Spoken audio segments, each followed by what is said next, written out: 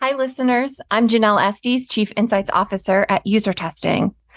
It's crazy for me to hear these words come out of my mouth, but this is our 50th episode, and I just want to say thank you. Thanks for supporting us and listening to the Human Insight podcast. For this milestone episode, we interviewed Andrew Hogan, who leads Insights and Analysis at Figma. Please note that this interview was recorded before the recent news that Adobe plans to acquire Figma. Thanks, and on to the show. Hi, everyone. I'm Janelle Estes, Chief Insights Officer at User Testing. And I'm Andy MacMillan, CEO of User Testing. And today we're really excited to have Andrew Hogan joining us on the Human Insight podcast. Andrew leads Insights and Analysis at Figma, and he was a principal analyst at Forrester, where he authored and co-authored over 50 Forrester reports about design, UX, CX, and the design industry. We're really excited to have you here, Andrew. Thanks for joining us. Thanks for having me. So before we get into the thick of it, you're a big basketball fan and a big fan of Golden State Warriors. And while there may be a big fan base, there are also some people that aren't fans at all. No, I guess no there's way. Division of lovers and haters of the Golden State Warriors. We wanted to actually dig into this a bit more, so we asked some of our user testing contributors why they either loved or hated the Warriors. So let's listen to some of what they had to say. Why do I think some people either love the Warriors, Steph Curry and Draymond Green, or hate them? Love them because they're good, and hate them also because they're good. Well, in my opinion, even though I'm not a Warriors fan, the Warriors are one of the greatest NBA dynasties of all time. But people like to disrespect them because they've just been so dominant for so long, I guess. I mean, I wouldn't really agree that they're quite overrated either because, I mean, quite frankly, they put the numbers up every other year. So, and they got a system that works, in my opinion.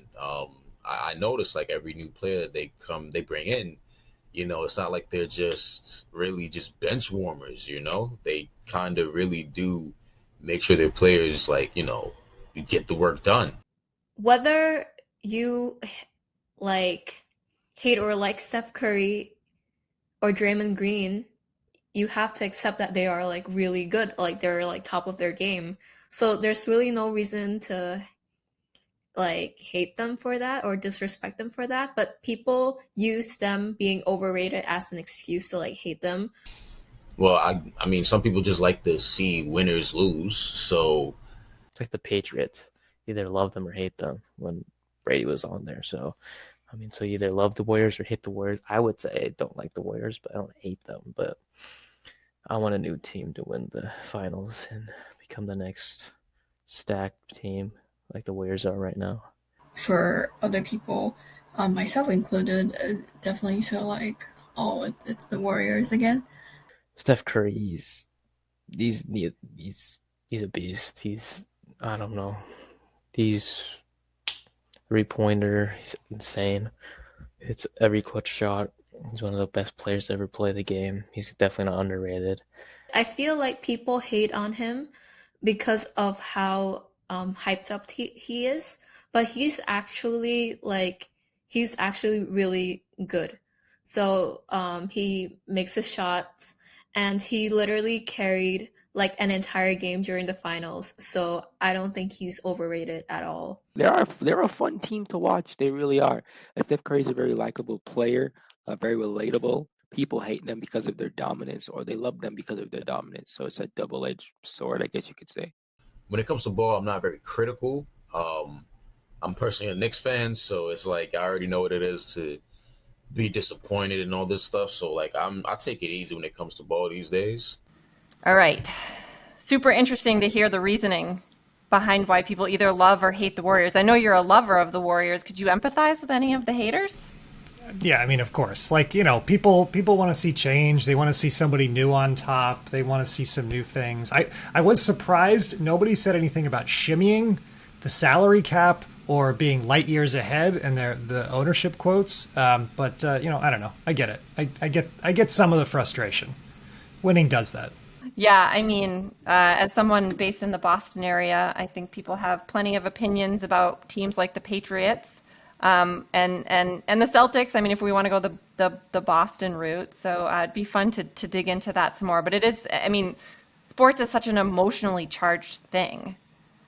It's fascinating to hear people comment on it.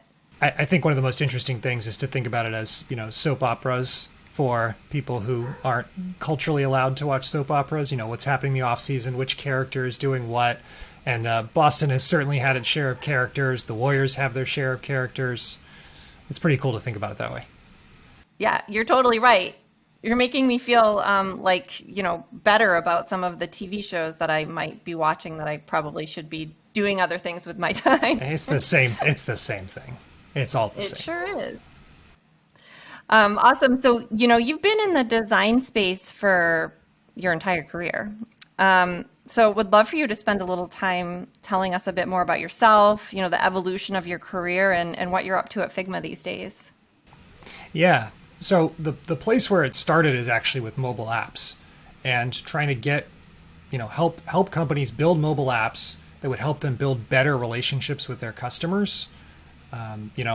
Spend more, money with a particular place or understand preferences.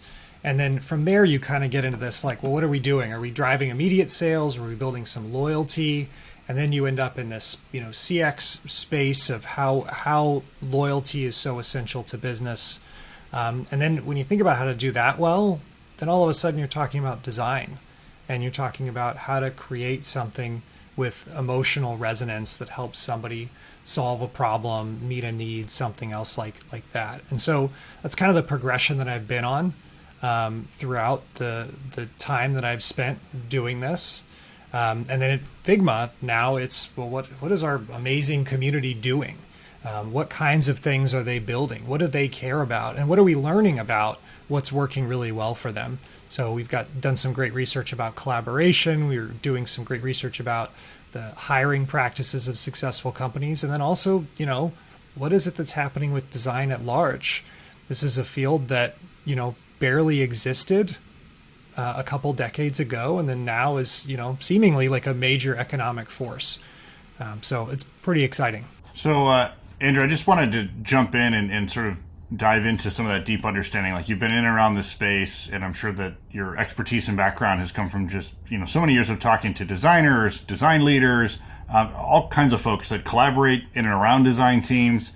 It's just a very interesting space that's evolved quite a bit. And so one of the things we wanted to do for this episode was just dive in a little bit with folks that have been in the design space. And so we asked a bunch of designers using user testing to give us some feedback on sort of what's happened over the last decade or so in the space and how's it evolved. So let's listen to that and hear what they have to say, and then we'll come back and talk about it.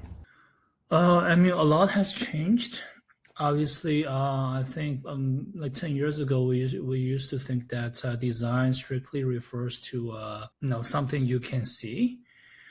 But fast forward to 10 years later, today I think design is kind of like all-encompassing kind of discipline that is involved in literally every aspect of a product and service. It was not much concerned about the user experience because, in fact, such term UX is something relatively recent.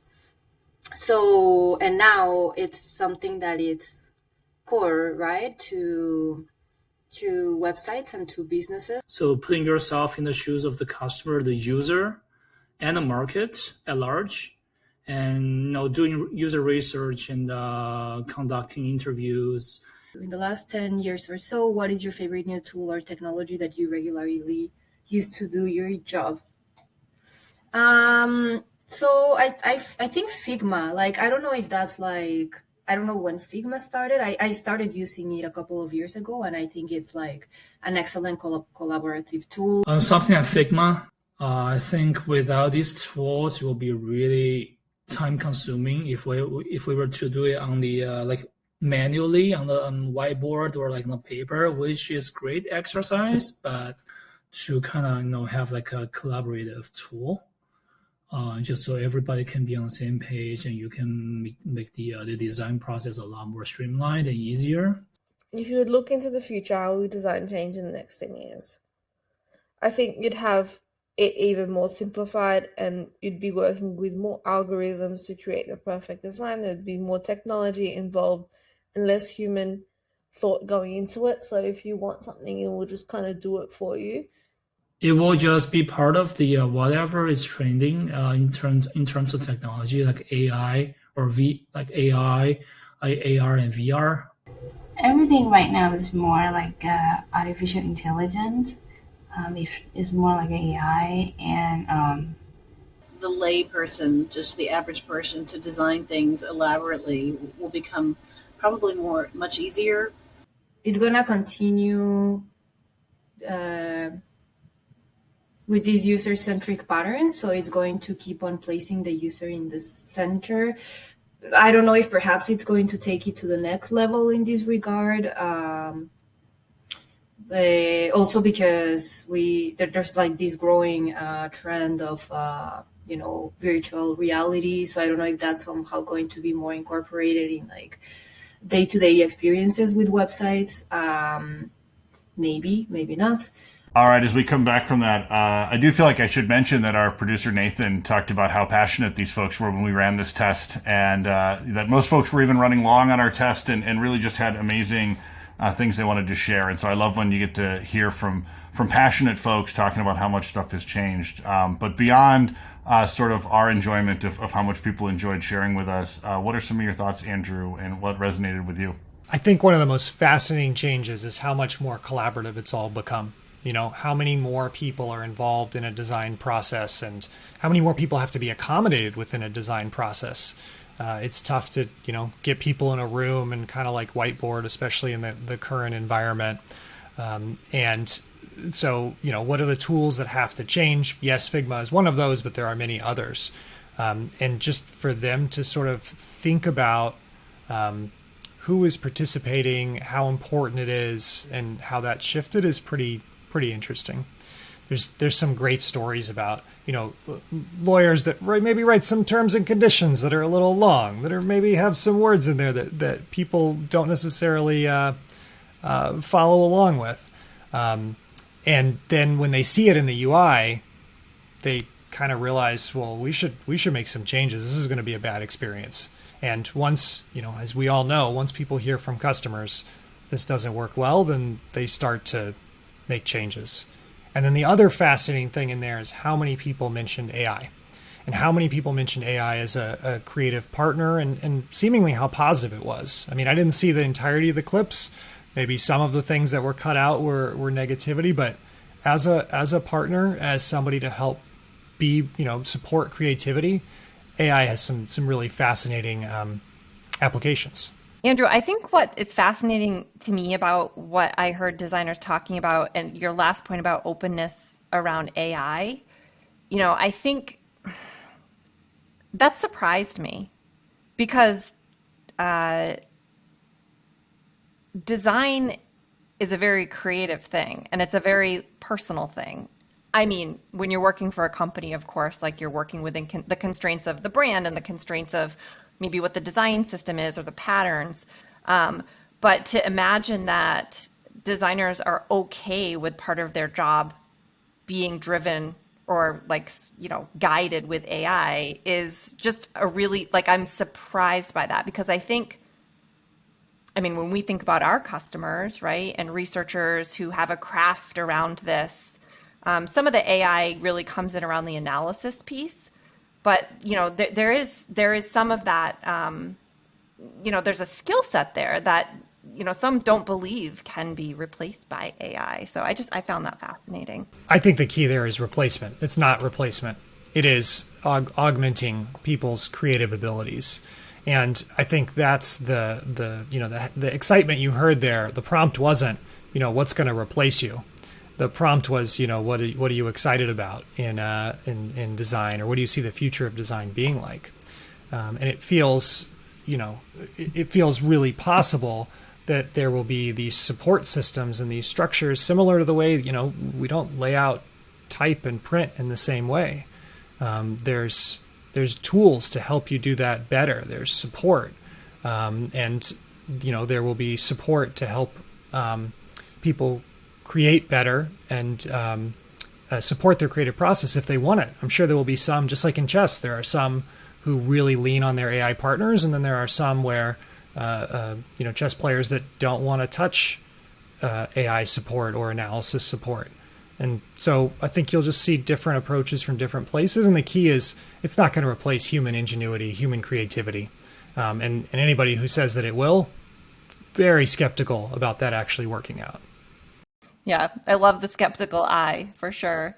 The other thing that I thought was interesting that you brought up was around collaboration and design being more of a collaborative process. I definitely am seeing that as well within our own customer base and even within our teams at user testing, and even seeing different roles. Like actually earlier today, I was on a call with one of our engineers and he was talking to me about an idea he had, and he pulled up Figma and he starts like showing me the prototype he built. And I'm like, it just sort of like hit me like, oh, engineers working in Figma. I'm like, wow, this is really fascinating. So of course, then I'm starting going down the path of like, when did you start doing this? He's like, oh yeah, I've had this license for a while, and we've got a whole like pattern library we're using. I just pull from that. And I'm like, oh, it makes so much sense. So that is a big change for the industry too. Selfishly, I want to see the same thing happening with customer feedback and user research, but certainly lots of change there. Absolutely.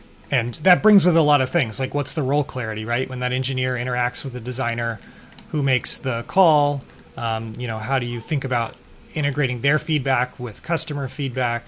But it is amazing to see so many different people, different kinds of roles pick this up. I mean, only a third of the Figma users identify as designers. So 2/3 of them are non-designers.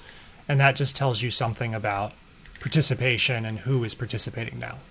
Yeah, and the sort of, you touched a little bit about it in the beginning, but the whole piece of collaboration, like that's such a critical part to the experience of using your product. Anybody can get in there and collaborate on the designs and give feedback, even if they're not in there actually making the designs. And I think that really does help with rallying the team around something. So design changing, really progressing over the last decade plus. I know you've recently been looking into that a bit more, and you've published some research about our current decade of design. Super fascinating read. Can you talk more about what it means to be in this decade of design and some of the key markers of it? Yeah. So there's one big thing to think about is something that we've all identified, right? There are just many more digital interactions. There are many more applications. There are many more services. Anyone who's lost a family member recently, you did your sort of like end of life, planning, the memorial planning, all of that happened through sites and apps. And so everything you're doing is going through those same places. And that just means it's even more important to do it well. And so that then sets up this sort of situation where there's sort of this expectation that these things will also maybe evolve and change.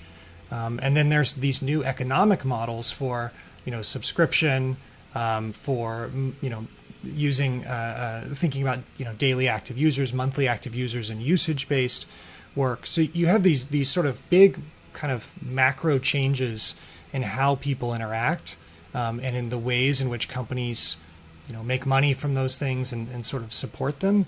And then that leads you to being able to make the kinds of updates and changes that push more design. You essentially end up in an iterative loop where you're constantly making things better. There are more designers.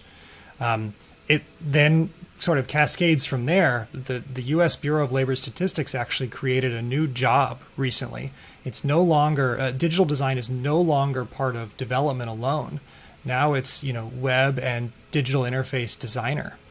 And that new job is kind of a big deal because it's no longer just the way that the developers get things done. It's its own discipline. It's its own thing, like architecture, like graphic design, like interior design. All of those things had their own job categories. So for the US BLS to do that, it says something about what kinds of changes we're dealing with and just how in demand all of this is as that job tends to grow. Andrew, as you think about the job growing and the influence of the job growing, and we've talked about how more and more people now participate in the design process who maybe aren't designers. And, Janelle mentioned we see some of those same early trends with user testing of how more people interact with customer feedback and what that looks like.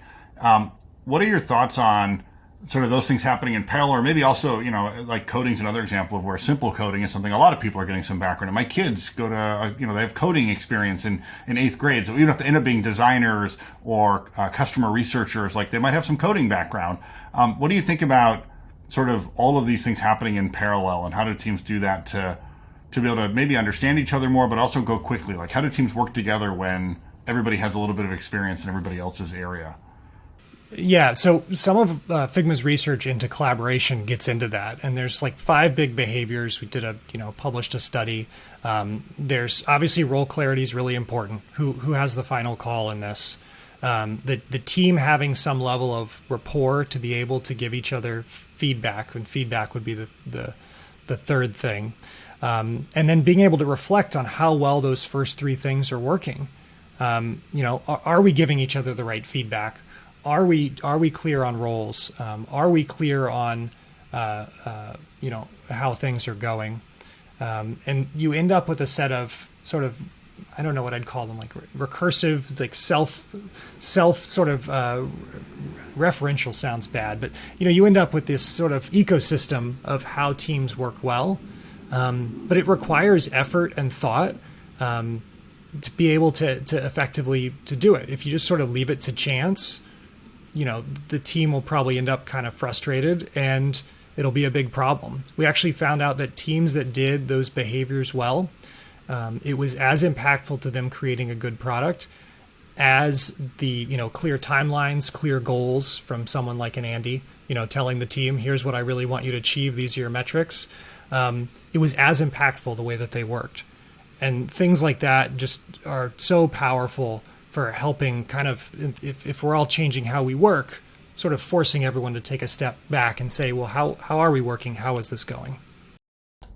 Yeah, I always felt like when I went from being a developer to a product manager, the acknowledgement that I was maybe not the world's best developer, but it helped that I had a little bit of understanding of how developers worked, helped me communicate in a way where I sort of understood some of the constraints and the things that we're doing and had an appreciation for their work, but at the same time, didn't think I was going to grab a keyboard and start doing their work. And I think that's sort of where this all fits. Like, everybody's sort of understanding design, understanding customer feedback, bringing their ideas to the table, but also having an appreciation for some of the expertise in play of people who can really do that at a level is really valuable.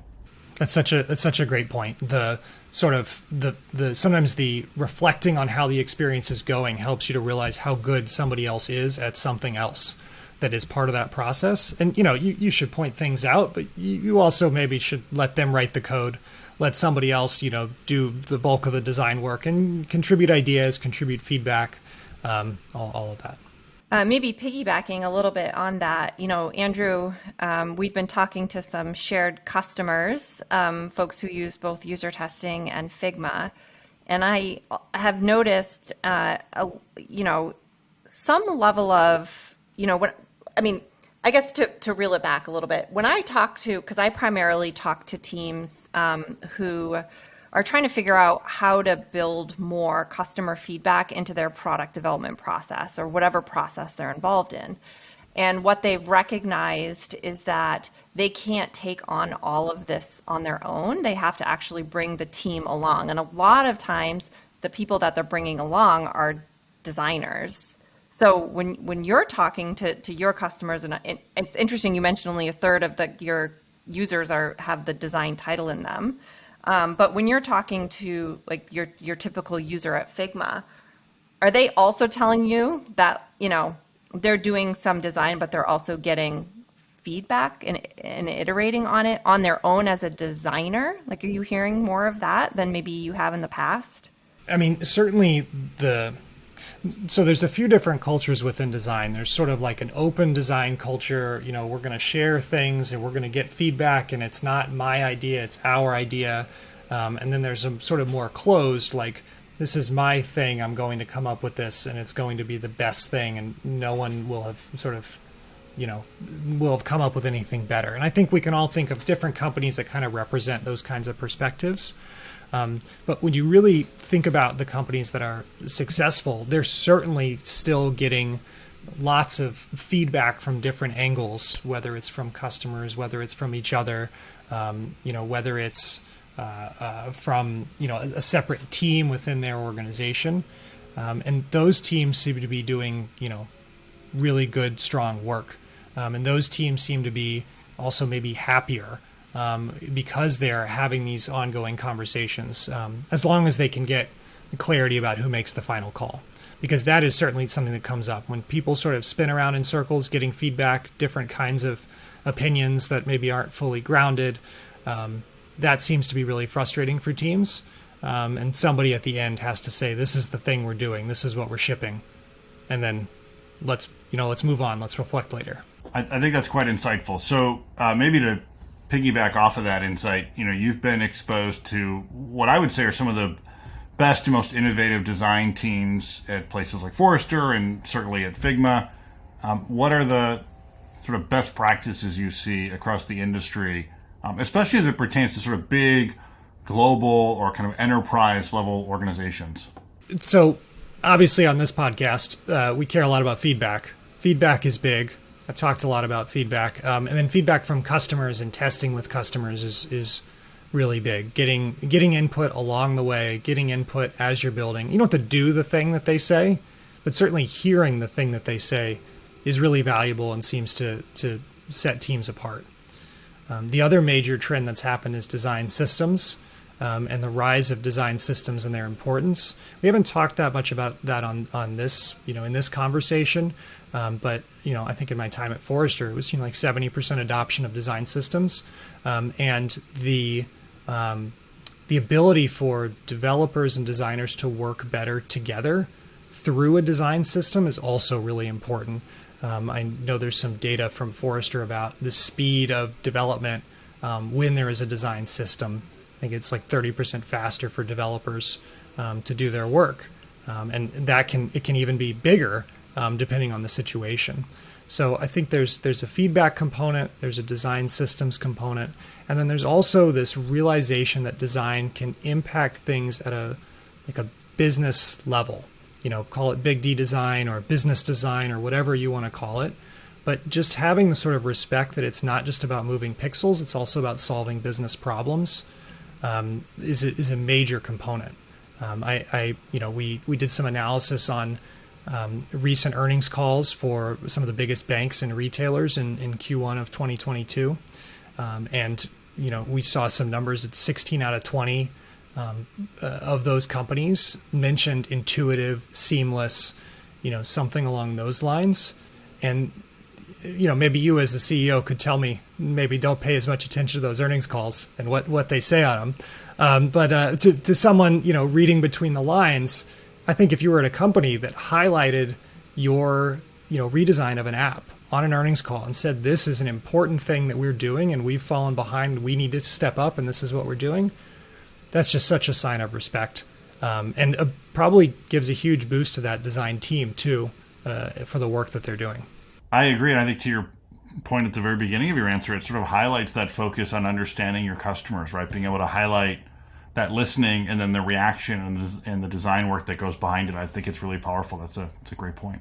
And great call out on the design systems too. I feel like we to your point, we haven't touched on that. I think that is, like I was saying today earlier on my call with the engineer, like he was using the design system to create the design, right? And it's like, it's sort of like, people think I'm kind of crazy when I say this, but I also believe that there is similar to how companies have design systems, they also should have like research systems or user feedback systems or these like componentized sort of approaches within the process that sort of slot in to what you're working on. So I don't know. I'm usually the one with the out there ideas that I guess I'm kind of allowed to have them, but I see that someday as being part of how research evolves and customer feedback evolves. I don't think it's that out there because I think if this is so important, if it's so critical to get feedback from these different angles, then enabling people to do that better instead of just saying like, hey, go figure it out, seems really important. I mean, if they're going to do it anyway, and if we want them to do it, then giving them a little toolbox, giving them a set of practices, a set of principles. Hey, maybe don't ask people to predict, what they're going to do in the future. Ask them what they did yesterday, or ask them what they, would do next with this application. I don't think that's that big of a stretch. And I would join you in hoping that this gets easier and better to do at most organizations, because I think we've all experienced our share of, do they ask anybody about this experience? Did anybody outside the team designing this look at this thing and tell them what it was like? So anyway, validation for your idea. Yeah, thank you. We actually were just talking about this internally about it's 2022 and we still live in a world where experiences that are created and delivered never get feedback from customers before they go live.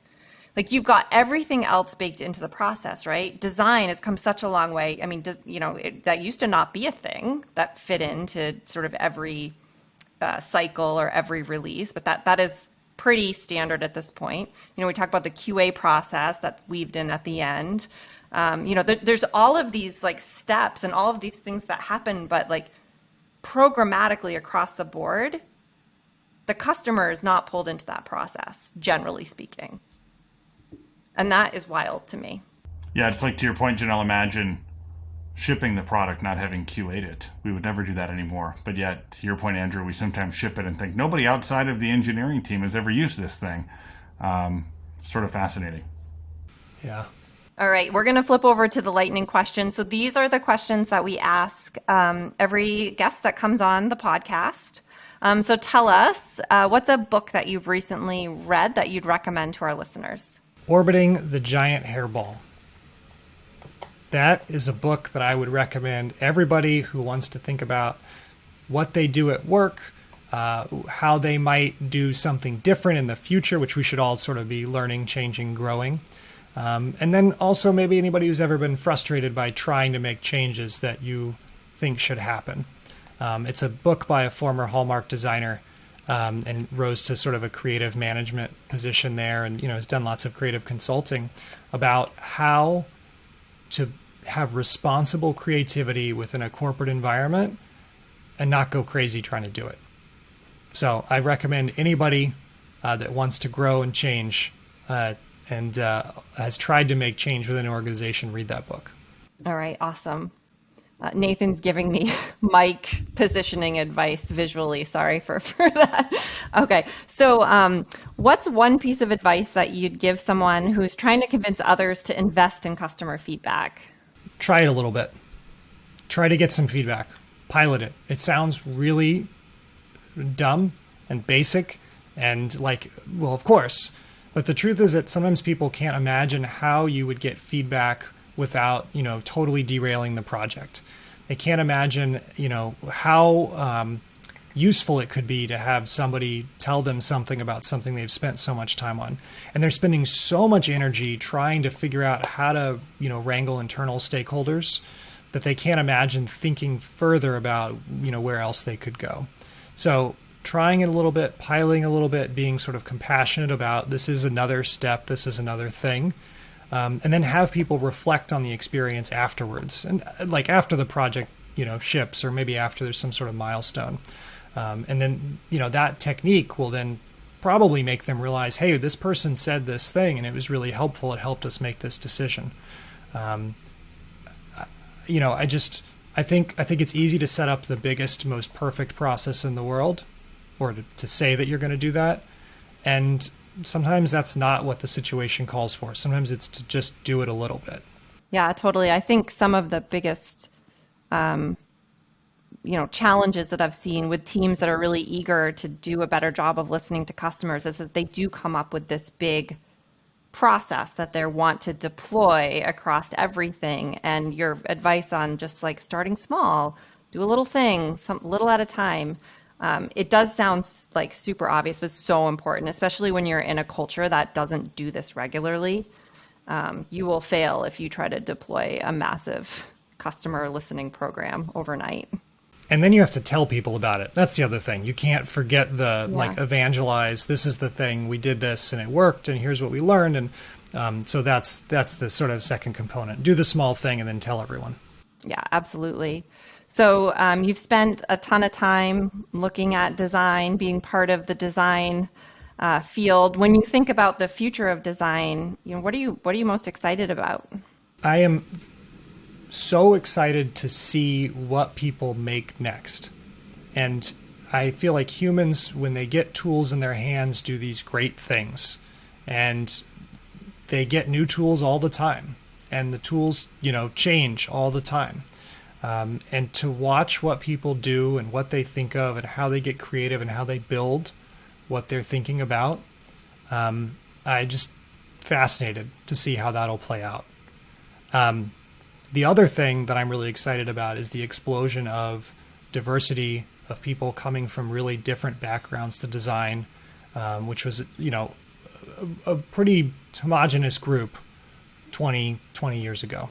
And it's certainly talked about as a homogenous group, whether it really was or not. And then now for there to be so many groups, so many different kinds of people coming into it, that's pretty fascinating, especially when you combine it with that first point.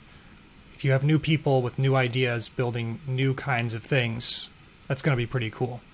And those are the things that I get really excited about. And that's part of why I'm so excited about Figma, because that's what we're trying to do. I love it. Yeah, that is, I haven't taken a step back and thought about that in terms of the having, different people with different perspectives all contributing to the design process. And then you add to that sort of the fuel of companies really putting design at the forefront and really valuing it and putting it, it is a strategic differentiator. Things start to get really interesting when you combine those two things together. Yeah. So thanks so much for joining us, Andrew. This was fascinating. Love to hear a ton about the design industry, your background, what you're learning. Love your role at Figma. And thanks so much for being here with us. Thanks for having me.